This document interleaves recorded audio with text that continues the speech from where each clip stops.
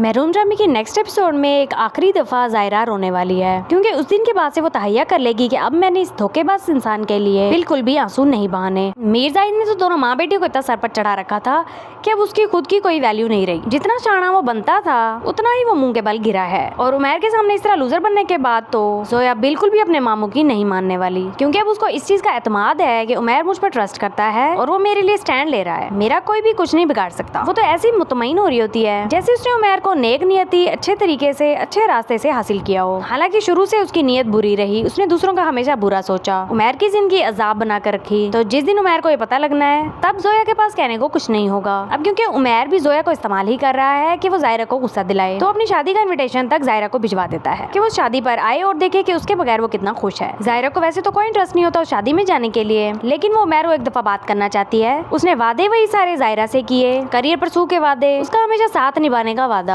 उस पर भरोसा करने का वादा, कुछ भी उसने पूरा नहीं किया और जायरा उसकी नजर में कसूरवार है। हालांकि असल मुजरिम तो उमैर है। ये सारी चीजें जायरा उसको याद दिलाने के बाद ये कहती है कि आज का वक्त मेरे खिलाफ खड़ा है और मेरे हक में कोई भी बोलने को नहीं है। कल तुम पर ये वक्त आएगा। जायरा की बातें सुनने के बाद उमैर हैरान हो रहा होता है, क्योंकि उसे तो ये लगा था कि वो शादी में आके तमाशा करेगी और शादी को रुकवाने की कोशिश करेगी, मगर ऐसा कुछ भी नहीं हुआ। अब तो जायरा के जूते को भी परवाह नहीं होगी कि उमैर कहाँ जा रहा है, क्या कर रहा है, किसके साथ है और शादी कर रहा है या नहीं, वगैरह वगैरह। तो वो वाकई जिंदगी में आगे बढ़ने वाली है। तो ये देखकर उमैर को उतनी तकलीफ होगी जितनी वो जायरा को जोया के साथ शादी करके देना चाहता था।